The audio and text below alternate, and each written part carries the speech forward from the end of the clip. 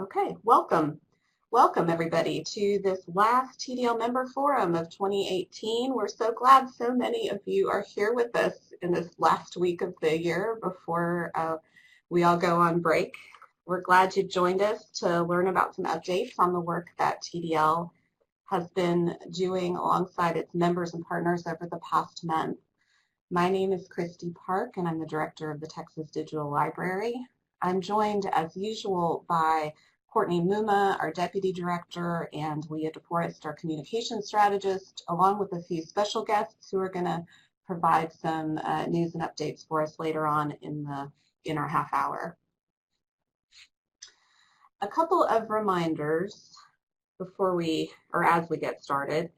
If you have questions, please feel free to use the chat window here in Adobe Connect to ask them, and we will address them as we have an opportune moment. You also have the ability to download the slides from our presentation today in the file pod in the bottom left-hand corner of your screen. We are recording, so you'll be able to access this presentation on the TDL YouTube channel later on once we've had a chance to caption it. We hope you'll do that and share the video with others in your organizations. I'm going to start today with some updates and remarks on some things going on in our community right now, some work that's been done on open educational resources, and some things going on in the digital preservation world, specifically with DEEPN. And then a quick update on some work going on in the Vero users group as well. Courtney is going to follow me with some service updates on our research data management services and some other things. And then Leah will follow with news on what's going on in the TDL and digital library communities. That section will include announcements from some of our members. Ann Washington, co-chair of the South Central States Fedora Users Group, or SCUSFUG, as we affectionately call it internally. Sean Vicentainer, chair of the TDL Awards Committee, and Clark Yakavakis and Marcia McIntosh, who are the chair and vice chair of our TCDL Planning Committee. So we're excited to have all those folks with us to give some updates. And we'll end the forum with an open floor for Q&A. So I'll go ahead and get started. First off, I wanted to talk a little bit about an event that we co-hosted last month with the State Library at the University of Texas at San Antonio. This event was what we called a statewide OER summit hosted by UTSA, at which we invited representatives from all higher education institutions across the state of Texas to come together for a day and a half of sessions and both presentations and planning sessions to try to move forward in developing a collaborative strategy for statewide efforts around open educational resources. Approximately 60 organizations were represented at this event, about 100 people. Those organizations included four-year public and private universities, university systems, community colleges, state agencies, and consortia. The summit featured sessions for learning about open educational resources, as well as opportunities for discussion and planning. This was a very successful event. We had a planning committee of folks from around the state who helped us organize it in conjunction with the State Library and Archives Commission. And we really came out of it with some momentum and excitement around doing something collectively across the state together in support of the adoption and use of open educational resources. You can find the full program for this event and more info on our website. And Leah, I think, is going to put the link in chat there. That page has a lot of information on it, including a link to a collection in the TDL DSpace repository that has all of the summit presentation slides and other information that came out of the summit. So I hope you'll go check that out. As I mentioned, one full day of the summit was given over to a series of facilitated discussions and exercises intended to develop consensus around priorities for statewide action in Texas. And we had a wonderful facilitator named Dr. Maggie Mello, who's an assistant professor at the School of Library and Information Science at UNC Chapel Hill, who facilitated that day of strategic planning and discussion. We worked in groups throughout the day and worked to articulate and then narrow a set of priority themes around which goals and strategies can be developed. And the three themes that kind of rose to the surface throughout that day were the ones here on the slide: funding and sustainability, addressing concerns over academic freedom among faculty, and how that plays with OER incentives and mandates. And then finally, building on the history of library collaborations and library backbone organizations that exist within the state currently. We have our planning committee who organized this summit that is working on evolving into a coordinating committee that can take these priority themes and some of the other work that was done at the summit and begin forming the coalition statewide that can act on some of the things that we really prioritized in the meeting. So there will be more action on this coming in the new year. If you would like to stay informed about the state of OERs in Texas, we invite you to join a new Google group that we set up in the wake of this summit, the Texas OER Community Google Group for Higher Ed. That email list and forum will be used to post announcements, ask questions, share resources among community members, and anyone interested in OER issues related to higher ed is welcome to join. There's information here on the slide for where to go to join that group, and there's also information on that webpage that we posted the link to. So that was a really great event. I also wanted to address a less than great development in our community that you probably have heard about. Earlier this month, you may have seen announcements coming from the Digital Preservation Network and from us at TDL about the intention of DEEPN to sunset its organization and services.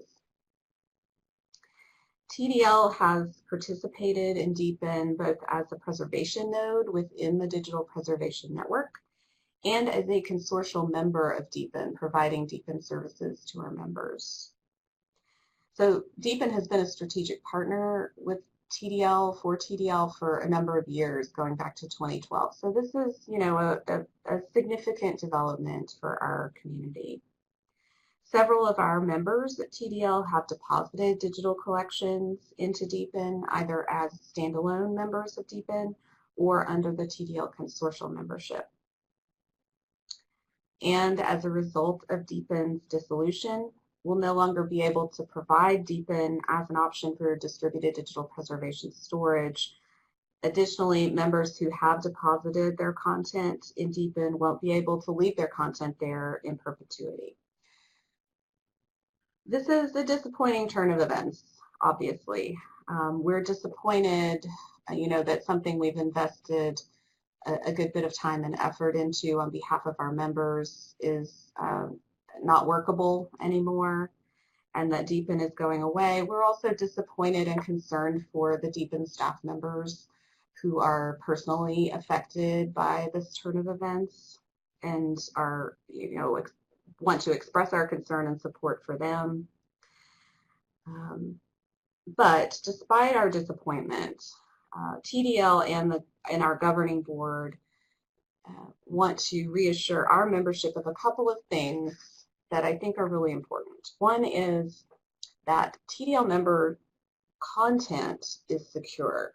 So for those members who have deposited content in DEEPN, we're going to work with you to make sure that that content is safely transitioned to other digital preservation storage or back to you or whatever it is that you want to do with that content. So that content is not going away until we work with you to decide where it's going.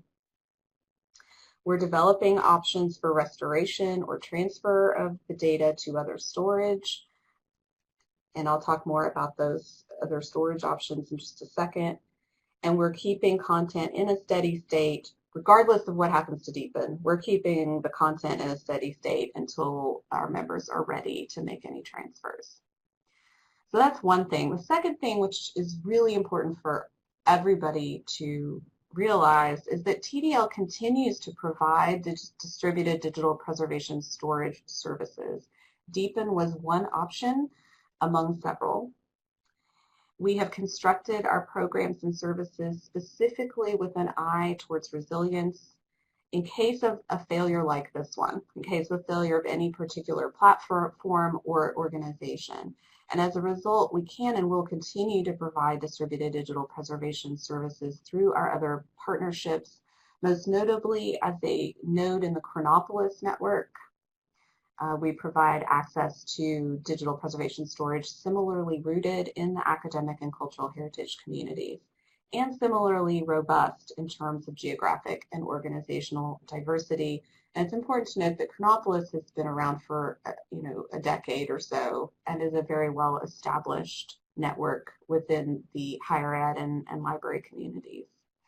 So we're excited about expanding on those partnerships and on those services with our members, and feel that this turn of events, while disappointing, does not materially affect our members' content or our ability to provide robust digital preservation services.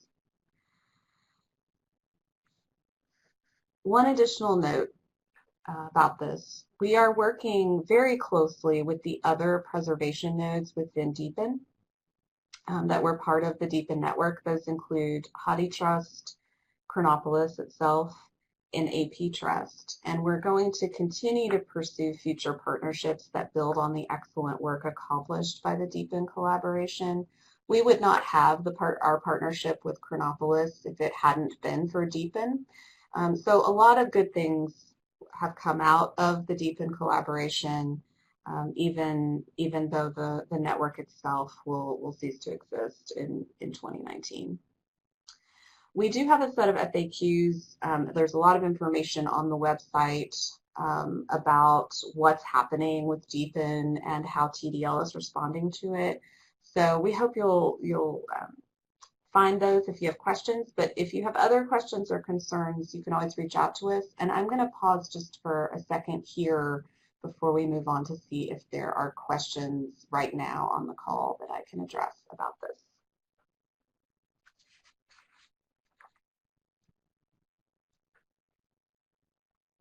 Okay. Well, if you think of anything, we'll have time hopefully at the end for more questions, but if you think of anything in the meantime, don't hesitate to reach out to me or to TDL at info@tdl.org. Okay.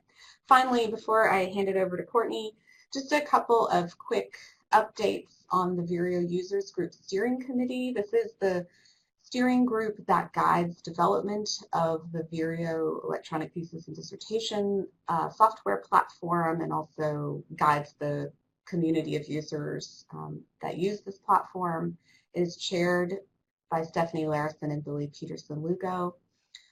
You can see the other user group members here on the slide. Courtney serves on this group, Chris Starcher from Texas Tech, and up through December 31st of this year, David Reynolds from Johns Hopkins University has served on the steering committee as well.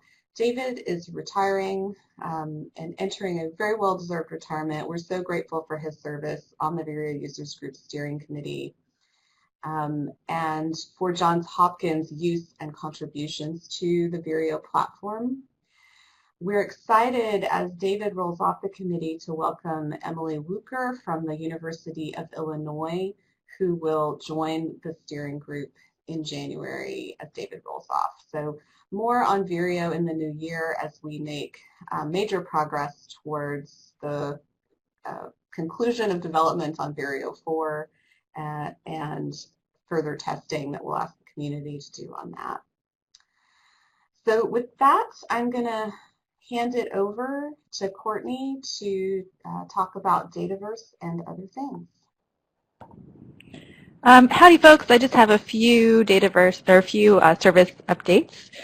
The first is on the Texas Data Repository's Dataverse upgrade. We had skipped a few updates to the Dataverse software because we were waiting on some Harvard development and on some development from our contractor that we hired at TDL.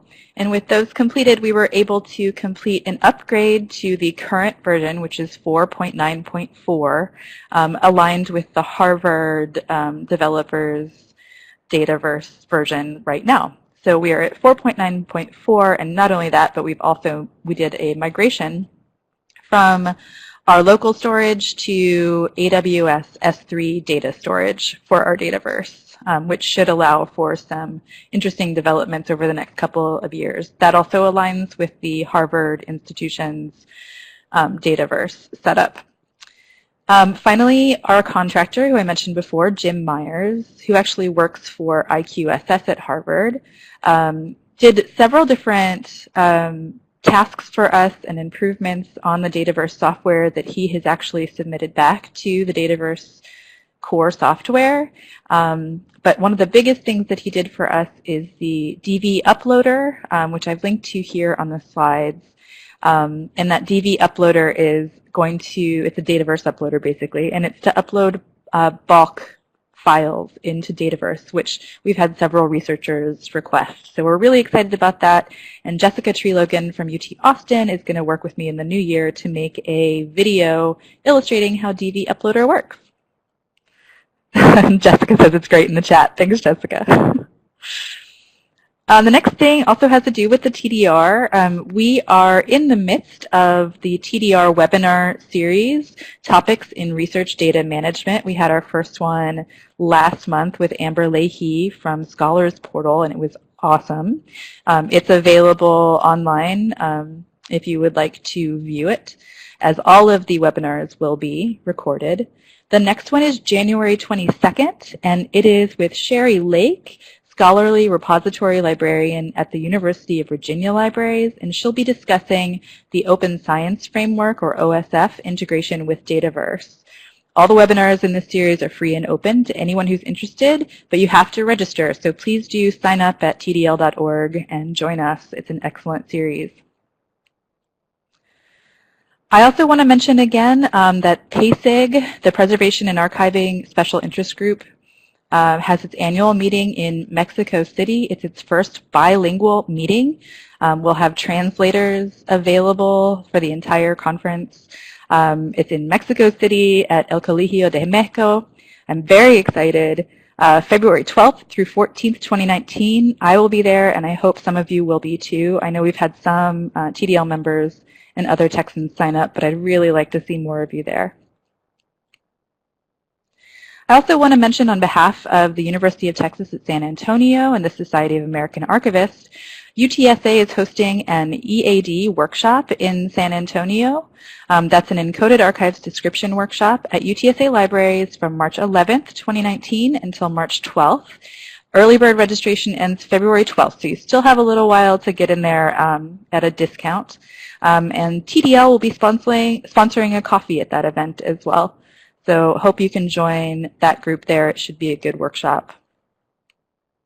And now I'm going to hand over to Leah DeForest, TDL's communications strategist, to update us on events in our community. Thanks, y'all. Hey, thanks, Courtney, and good morning, everyone, and happy almost winter break. We are excited to welcome a few special guests joining us from TDL member institutions to talk about upcoming events and opportunities. And first up is Ann Washington from the University of Houston. So take it away, Ann. Hi. Hopefully this is working. Yes, you sound fine. Okay, fantastic. So this is a reminder to register for the next South Central States Fedora Users Group, as Christy mentioned, the SCUSFUG. and this meeting January 16th and 17th, 2019 at UT Austin. This is going to be organized by myself and Dustin Slater at UT Libraries. And we welcome anyone in the region both currently using Fedora or considering using the Fedora repository software for their management of digital assets as a repository or archive. And this meeting is available or open to folks of all ranges of technical skill level and a variety of disciplines or areas of specialization: metadata, special collections, developers, all kinds of folks. And this meeting will include presentations on current implementations and work underway at peer institutions, discussion for users considering the tool, conversations intended to foster collaboration among users and in support of the Fedora project. And for this particular meeting, we'll have Fedora 5 updates and a workshop. We'll also have updates on Avalon Media System and upcoming developments with that. And for more information, there are some links at the link that you see on the slide right there. The event is free, but we do ask that you register. And if you have any questions, let me know. Please send suggestions for sessions that you would like to see, or if you'd like to attend and volunteer on projects that you're working on involving Fedora, we'd be happy to see you there. Hey, awesome. Thanks, Anne. TDL is really excited to co-sponsor this event with UT Libraries, and we're looking forward to seeing folks here in Austin in January. So next up, we have Sean Vizentiner from UT Rio Grande Valley. Welcome, Sean. Hi, everyone. So this is Sean. I'm the head of Special Collections and Archives at UTRGV, and I'm the chair of this year's TDL Awards Committee. I'm here to remind everybody that the awards nominations are open, and we're really excited as a committee about the work that we've put into making this year's awards better than ever. We have new awards categories and updated descriptions, so please nominate yourself or a colleague for a TDL award. Award winners will be honored at a special ceremony at TCDL. Head on to tdl.org/awards to get started, and feel free to email me if you have any questions. Thank you very much. Hey, thanks, Sean. The next presenter we have is Marcia McIntosh, who is joining us from the University of North Texas. Welcome, Marcia. Hello, everyone. This is Marcia McIntosh. I'm a digital production librarian at the University of North Texas. I'm also vice chair of this year's TCDL Planning Committee, and also sit on a subcommittee to help plan this year's first ever Leadership Academy. The TDL Leadership Academy is designed to help you build the skills necessary for leading at all levels of the library and cultivate a cohort of learners who seek a professional community to stimulate their career growth. The all-day workshop will be facilitated by the wonderful Professor Diane Bailey from UT's School of Information. The Leadership Academy will be held on Monday, May 20th, 2019, just before the TCDL pre-conference day. Early bird registration ends April 5th, 2019. There are discount registrants for TDL members and students, and a bundled registration discount for TCDL and Leadership Academy attendees. Seats are limited, so head to TDL's website to learn more and register today, and feel free to email me if you have any questions about the Academy. Awesome. Thanks so much, Marcia. So finally, our last guest speaker is the chair of the TCDL Planning Committee, Clark Yakubakis. And let me cue your slide here, Clark, and take it away. All right. Can everyone hear me? Can you hear me? Yeah, you sound great. Yes, you sound fine, Clark. All right, thanks. So yeah, it's great to be joining TDL again. Really exciting things going on. Continuing on with TCDL news, we have received a generous joint donation from some TDL members. And so this year we're offering a TCDL student scholarship. So what this is 5 students who are attending iSchools or library schools in Texas are going to be selected and awarded with registration, full registration costs for both the Leadership Academy that Marcia just talked about, as well as the entire TCDL conference. The application deadline for this is March 22nd, and the purpose is to open doors for students to network and develop professional development opportunity, because many of these students are going to become our colleagues in libraries and archives, and this is just a huge opportunity for them to connect with people who are doing that sort of work, and it really could be a life-changing opportunity for these students. We're going to give special consideration to students who are presenting at the conference. So if you would please share this opportunity, if you work at a institution that has a library school, and you know faculty who are working with students that would be interested in this, there's a link at the bottom of this slide. Send that to them, or maybe send it to the liaison to the library school to pass on to faculty. Or if there are any student workers or students that you're working with in any projects, let them know, because we want to open this opportunity to as many students as possible. So just let us know if you have any questions about that. And then for the next slide, okay, next slide is about the call for proposals for TCDL 2019. I'm really excited about this. I think it's going to be a fantastic conference. We have a lot of great things scheduled. Our keynote is superb. If you're not familiar with his work, he just wrote an excellent book on Facebook that brings up a lot of critical issues. So definitely check that out. The conference really is built on participation from all of our excellent work that we're doing around the state. The call for proposals deadline ends on January 25th. So after you get back from the holiday, please, consider submitting and sending that notification to anyone you know who may be interested in proposing as well. There is, if you're looking for collaborators on a panel or presentation, there's a collaboration sheet on at the bottom, the link at the bottom there on the slide. So you can propose topics and find colleagues and co-authors for that idea if you're interested in that. So please propose, and while you're there, sign up for the Leadership Academy and the conference. And yeah, let us know if you have any questions. Fantastic. Thanks so much, Clark. And many thanks to everyone on the TCDL Planning Committee, and especially my colleague Lauren McCulloch for working so hard to make this year's TCDL better than ever.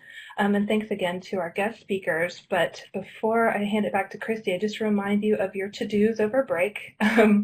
As Clark mentioned, to please check out the collaboration worksheet and submit your TCDL proposals. Register for some of these upcoming conferences: TCDL, PASIG, the EAD workshop, the Fedora Users Group meeting. Submit your nominations for TDL awards. You can nominate yourself or a colleague. There are lots of different categories. Join our Facebook events. There's an image there of our Leadership Academy event on Facebook. We also have one for TCDL. Join those events and share those with your colleagues who might be interested. And also sign up for our Higher Ed OER Google group to stay up to date on all that. I think that's it for me. So back to you, Christy.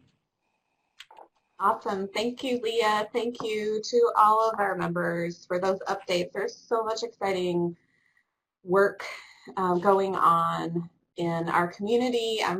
I'm excited. I just was sitting here getting excited about those student scholarships at TCDL, about our Leadership Academy, about everything that's going on with the conference and other things. And I want to thank all of you for all of the work to make those things happen. We have 0 minutes left in our half hour, but I will go ahead and open the floor to any questions if you have them. We certainly can all stick around for a couple of minutes if there are questions.